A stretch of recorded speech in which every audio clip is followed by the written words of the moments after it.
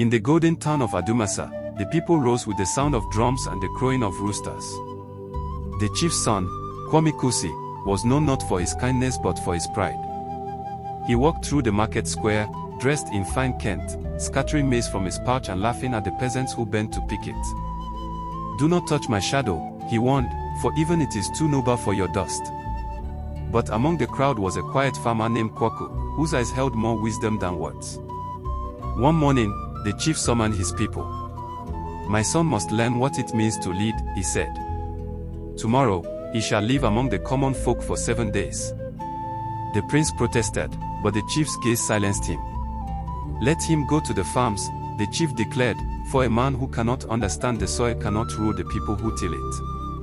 That night, the prince's golden bracelets clinked in anger. Meanwhile, Kwaku sharpened his hoe under the moonlight, unaware that destiny was steering their paths together. The next morning, the prince arrived at Kwaku's small farm, his silk robes dragging through the mud. "I will not work like a slave," he said. Kwaku smiled gently. "Then you will not eat like a king." Hunger humbled the prince by midday. He took the hoe, awkwardly striking the soil. Blisters formed on his soft palms, and sweat soaked his fine Kent. Yet as per the sun fell, he began to see beauty in the rhythm of labor, and in the farmer's compassions. That night, as they sat by the fire, Kwaku told the prince stories of the land, how the earth rewards patience and punishes greed. "The soil," he said, "does not care for crowns, only for hands that work."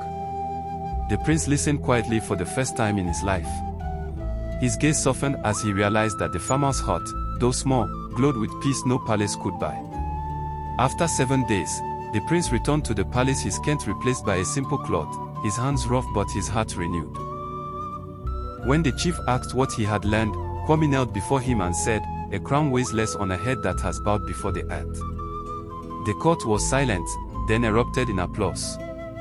The proud prince had become a man of the people. The chief summoned Kwaku to the palace. "You have taught my son what I could not," he said. He gifted him a new farm, 10 cattle, and a golden ring of honor. But Kwaku bowed deeply and said, "Let my reward be this, that the prince never forgets the feel of the soil." From that day, the prince visited the farms each planting season, walking beside his people. And the story spread far across Akan land. Wisdom grows best where pride has been buried.